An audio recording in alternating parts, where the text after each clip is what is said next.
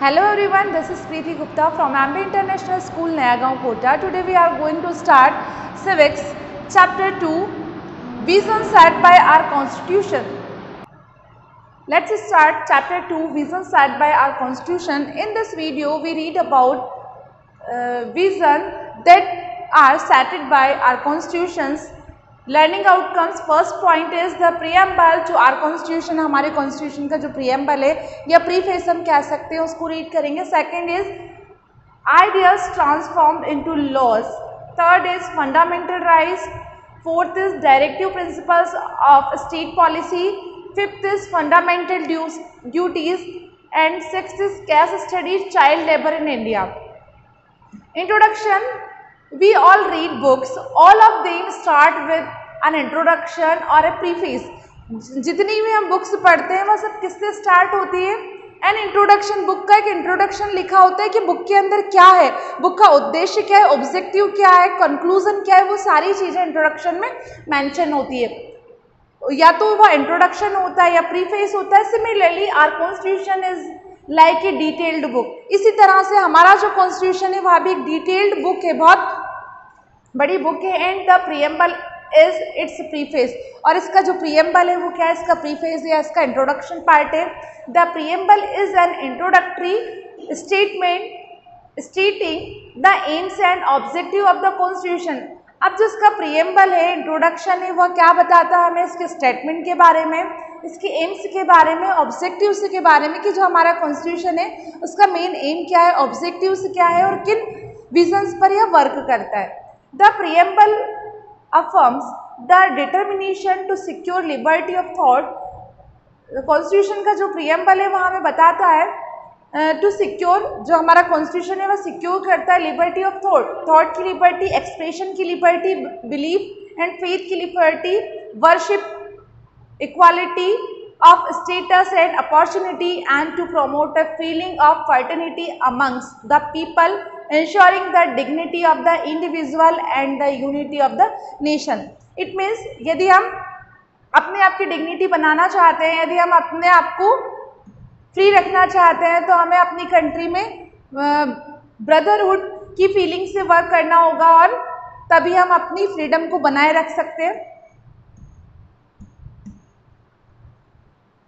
The preamble to our constitution. हमारे constitution का जो प्रीएम्बल है, इंट्रोडक्शन है या प्रीफेस है. The preamble of our constitution states that. जो हमारे कॉन्स्टिट्यूशन का प्रीएम्बल है वो क्या कहता है? इंडिया इज, भारत एक sovereign, socialist, secular, democratic republic. Bharat एक संप्रभुत्व, समाजवादी, निरपेक्ष, प्रजातांत्रिक गणराज्य है. अब इसमें फर्स्ट वर्ड आया है सोवरजेन. सोवरजेन का मीन्स क्या होता है? सोवरजेन means absolute independence, a government which is not controlled by any other power. सोवरजेन का मतलब होता है स्वतंत्र, पूरी तरह से स्वतंत्र होना. which is not controlled by any other power. इसमें आपको किसी भी पावर के थ्रू या किसी भी गवर्नमेंट के थ्रू इंटरनली और एक्सटर्नली कंट्रोल नहीं किया जा सकता. In other words it means that the people's will in theory is sovereign. इसका दूसरे शब्दों में हम कह सकते हैं कि भारत में लोग अपनी इच्छा से रह सकते हैं, अपनी इच्छा का काम कर सकते हैं. इसमें गवर्नमेंट या लॉ इंटरफियर नहीं करेगा, चाहे वह उसका इंटरनल इशू हो या external issue. Next word is socialist. The word socialism has been used in the context of economic and social equality. It signifies the role of state is redistribution of wealth. This is done in order to attain deals like removal of inequalities, provision of minimum basic necessities to all and equal pay for equal work. देखिए, socialist का मतलब होता है समाज में सारे रहने वाले सभी लोग इक्वल है, उनकी जो बेसिक नीड्स हैं वह इक्वल है और सभी को इक्वल वर्क पर इक्वल वेजेस या इक्वल पे होना चाहिए. Second is secular. Secular means निरपेक्ष. A secular state is neither religious nor irreligious. जो सेक्युलर स्टेट होता है वह ना तो रिलीजियस होता है ना ही इररिलीजियस होता है और एंटी रिलीजियस ना ही एंटी रिलीजियस होता है. Rather it be quite natural in matters of religion. और यह क्वाइट नेचुरल होता है रिलीजन के मैटर में। India secular state that neither encourage और नॉट डिस्करेज। जो इंडिया है वह एक सेकुलर कंट्री है, वह ना तो रिलीजियस को एनकरेज करती है ना ही डिस्करेज करती है। This has two implications, firstly every individual is free to believe, और यहाँ दो मुद्दों पर वर्क करता है। First is every individual is free to believe in and practice any religion, मतलब भारत में रहने वाला प्रत्येक नागरिक फ्री है, वह किसी भी धर्म को फॉलो कर सकता है। She belong to, and secondly the state does not, और चाहे वह किसी भी धर्म का हो, किसी भी संप्रदाय का हो, किसी भी धर्म और संप्रदाय को फॉलो कर सकता है। डिस्क्रिमिनेट अगेंस्ट एनी इंडिविजुअल और group on the basis of religion. दूसरा जो एम है वो है कॉन्स्टिट्यूशन का कि किसी भी व्यक्ति को डिस्क्रिमिनेट नहीं किया जाएगा, भेदभाव नहीं किया जाएगा, चाहे वह किसी भी रिलीजियस से हो, किसी भी धर्म से हो। The foremost aspect of secularism is to separate religion from the state power. This separation makes it easy for a country to work on democratic lines completely, thus protesting the freedom of individual to follow any religion of their choice. जो central government है या जो हमारा constitution है उसने state को power दी हुई है कि स्टेट अपने अकॉर्डिंग लोगों को फ्रीडम दे सकता है और लोग अपने रिलीजियस को प्रोटेस्ट कर सकते हैं और उसकी फ्रीडम को बनाए रख सकते हैं। Most countries across the world have various religious group living in them.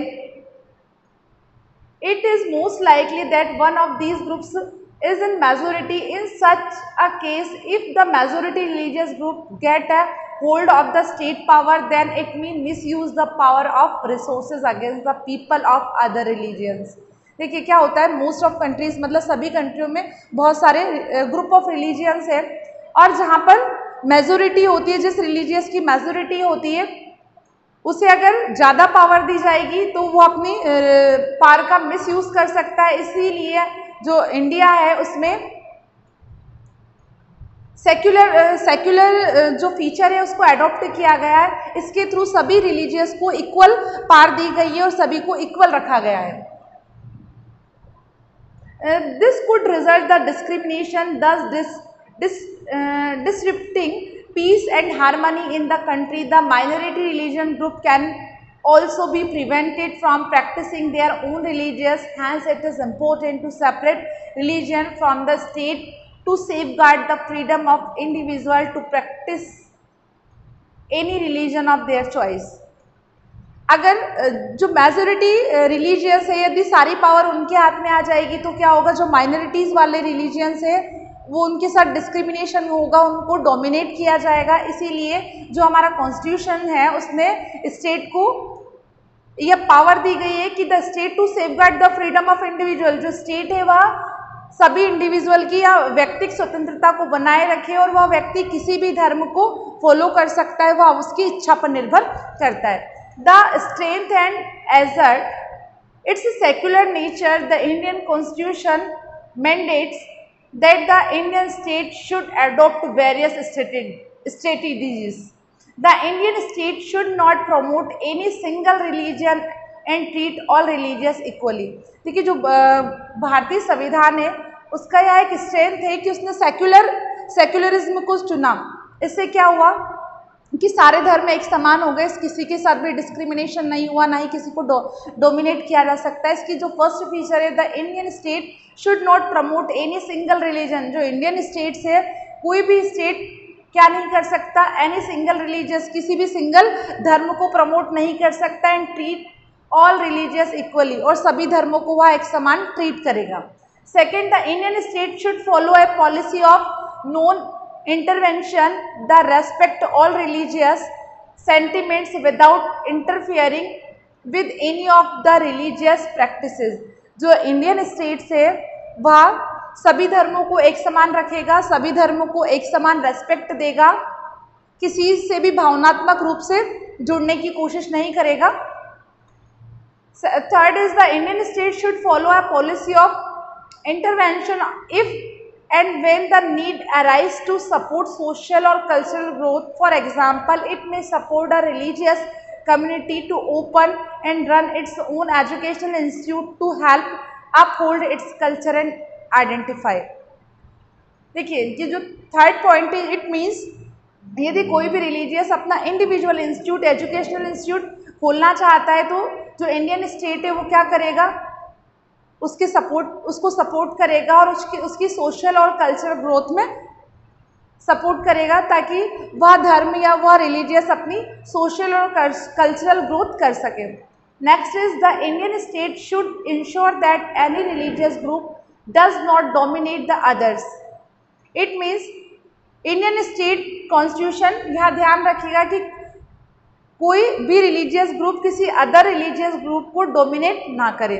Next is the Indian state should protect members of the religious group from being dominated by the other members of the same group. It means Indian state constitution protect करेगा members को, religious members को, कि religious members आपस में एक दूसरे को dominate ना करें.